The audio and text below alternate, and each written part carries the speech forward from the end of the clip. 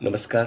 मी comrade Raju Desale, Maharashtra राज्य आरोग्य खाते आशा गट प्रवर्तक संघटना राज्याचा अध्यक्ष म्हणून आणि कृती समितीचा निमंत्रक म्हणून आपल्याला सांगू इच्छितो की काल संपूर्ण महाराष्ट्रातील आशा गट प्रवर्तक कृती समितीची बैठक ही राज्याच्या राष्ट्रीय आरोग्य अभियान आयुक्त आदरणीय कादंबरी बलकवडे मॅडम यांच्या उपस्थितीमध्ये मुंबईमध्ये पार पडली.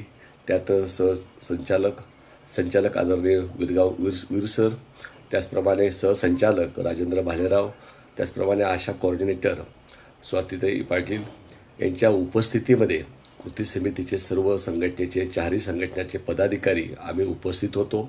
यामध्ये गेले 6 महिन्यापासून आशा गटप्रवर्तकांचा केंद्र सरकारचा मोबदला जो थकीत आहे तो 8 दिवसामध्ये खात्यावर जमा करण्याचं त्यांनी त्या ठिकाणी आश्वासित केलेलं आहे. निधी आलेला आहे, त्याची प्रक्रिया होण्याची बाकी आहे. तर 8 दिवसात पूर्ण निधीची प्रक्रिया पूर्ण होऊन सर्व आदेश निघून 8 दिवसात खात्यावरती आशांच्या सर्व थकीत मोबदला जमा होईल असे त्यांनी आश्वासित केलेलं आहे. त्याचप्रमाणे गटप्रवर्तकांचा जो कंत्राटी कर्मचाऱ्यांचा प्रस्ताव आहे, हा प्रस्ताव 3 वर्षापासून त्याच्यावरती कोणत्याही प्रकारचा निर्णय झाला नाही.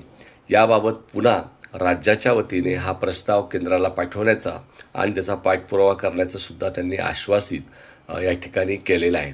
त्याचप्रमाणे जो महत्त्वाचा मुद्दा आहे की आशा कर्मचाऱ्यांना 60 वर्षांनी रिटायर केलं जातं आहे, कोणत्या प्रकारचा मोबदला न देता, आणि सर्व कृती समितीची भूमिका आहे की त्यांना 65 वर्षापर्यंत जुन्या आशांना काम करण्याची संधी मिळावी. त्यांनी अतिशय अल्प मोबदल्यावरती काम केलेलं आहे.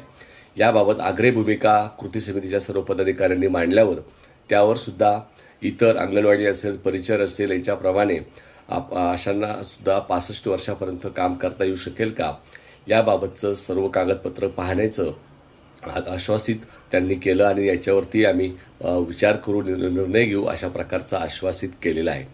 मातृत्व वंदनाचे पैसे 2-3 वर्षापासूनचे थकीत आहेत, त्याचाही पाठपुरावा करण्याचं आश्वासित त्यांनी केलं.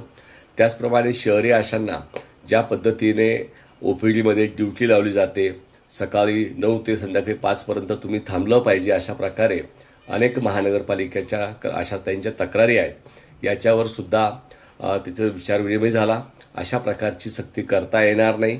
आशा ह्या 3 तासच फक्त कायदेशीर काम करतात, म्हणून त्यांना अशा प्रकारे पूर्ण राबवून घेणं हे चुकीचं आहे, याची सुद्धा जाणीव कृती समितीने करून दिली.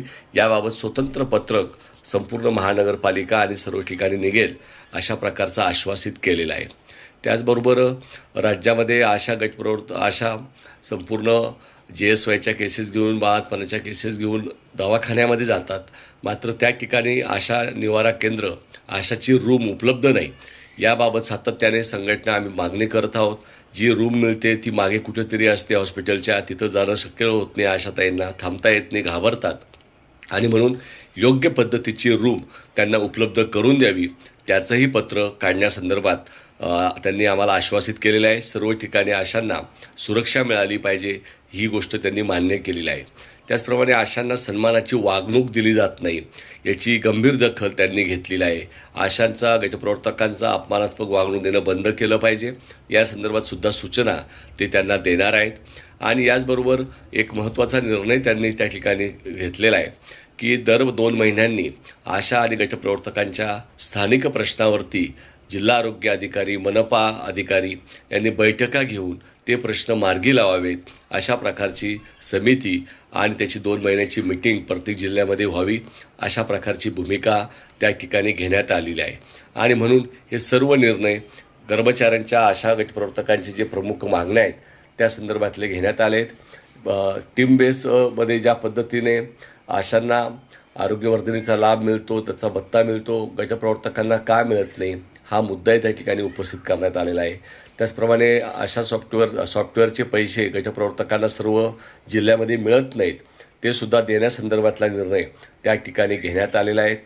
त्याचबरोबर जी आशा डायरी आपल्याला दिली जात होती, मात्र आता मात्रा ॲपचं काम सुरू झालेलं आहे, त्यामुळे आशा डायरी मिळेल की नाही हा प्रश्न उपस्थित केल्यावरती मला असं वाटतं की त्याच्या संदर्भात त्यांनी आता मात्रा ॲप आहे म्हणून आशा डायरी मिळणार नाही अशी परिस्थिती आहे. याचा अर्थ सर्व काम आता ऑनलाईन पद्धतीनेच होणार आहे. म्हणून आम्ही आपण मागणी केली की सर्व आशा गटप्रवर्तकांना मोबाईलचं काय, मोबाईल जोपर्यंत देत नाही तोपर्यंत आम्ही काम करणार नाही, अशा प्रकारची भूमिकासुद्धा कृती समितीच्या सर्व पदाधिकाऱ्यांनी त्या ठिकाणी मांडलेली आहे. मात्र आयुक्त मॅडमने सांगितलेलं आहे की जी प्रक्रिया आहे मोबाईल तुम्हाला देण्याची ती अंतिम टप्प्यात आहे. लवकरच मोबाईल तुम्हाला मिळतील अशी व्यवस्था आम्ही करू आणि त्यामुळे मोबाईलसुद्धा लवकरात लवकर मिळतील अशा प्रकारची आश्वासित त्यांनी केलेलं आहे. आणि म्हणून येणाऱ्या काळात ऑनलाईनचे कामं आणि मोबाईलशिवाय करता येणं शक्य नाही, अशा सॉफ्टवेअरचं काम आता जवळपास अंतिम टप्प्यामध्ये आहे. त्याचप्रमाणे एक मुद्दा उपस्थित करण्यात आला की आपण आशांना वेतन चिठ्ठी देत नाही आहोत. याबाबत आम्ही पत्र काढून 3 वर्ष झालेत, मात्र ही दिली जात नाही. काही गटप्रवर्तकांकडनं सांगण्यात आलं की आम्हाला 3,000 रुपये जे किरकोळ खर्चासाठी आम्हाला मिळायचे, स्टेशनरीसाठी मिळायचे, ते मात्र आमचे बंद झालेत. आम्ही ते कागदावरती कोणाच्या कागदावरती त्यांना प्रिंट द्यायच्यात, असा प्रश्न काही ठिकाणी उपस्थित केला होता. याबाबत दखल घेऊन सर्व ठिकाणी आशांना वेतन चिठ्ठी देण्याचे त्यांनी आश्वासित केलेलं आहे. ती दिली पाहिजे, तो आपला अधिकार आहे, ही गोष्ट नमूद केलेली आहे. आणि 3,000 रुपये जो किरकोळ खर्च दिला जायचा त्या संदर्भात सुद्धा त्याची दखल बैठकीमध्ये घेण्यात आलेली आहे. यासह 22 मागण्यांचे निवेदन आपण आरोग्य विभागाला दिलेलं आहे. त्याचा पाठपुरावा कृती समिती म्हणून सातत्याने आपण करत राहू आणि लवकरच 6 महिन्याचं थकीत मानधन 8 दिवसामध्ये आपल्या खात्यात पडेल अशा प्रकारचं आपल्याला आश्वासित करतो. येणाऱ्या काळात हे जर झालं नाही तर पावसाळी अधिवेशनावर तीव्र आंदोलन करण्याचा इशारा आपण देत आहोत. आपली संघटना, आपण सर्व आपापल्या संघटना मजबूत करत आपण येणाऱ्या काळात कृती समिती, आपली आयटक संघटना सातत्याने अशा गटप्रवर्तकांच्या प्रश्नावर संघर्ष करत राहील असं आपल्याला आश्वासित करतो. पुन्हा एकदा झालेल्या मिटिंगचा तपशील आपल्यापर्यंत पोहोचवला. आपण ही माहिती आपल्या सर्व आशाताईंपर्यंत पोहोचवावी असे विनंती आपल्याला या व्हिडिओद्वारे करत आहोत. त्याचप्रमाणे राजू देसले नाशिक हा जो आपला व्हिडिओ चॅनल आहे, आपला यूट्यूब चॅनल आहे, हा आपण सबस्क्राईब करावा आणि इतरांनासुद्धा सांगावा.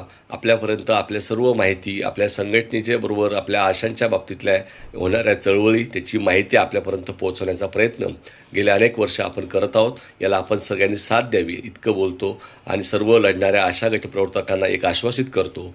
कृती समिती, आयटक संघटना आपल्या लढ्यासाठी सदैव आपल्या सोबत आहे. धन्यवाद. जय शिवराय, जय भीम, लाल सलाम. आशा गटप्रवर्तक एकजुटीचा विजय असो.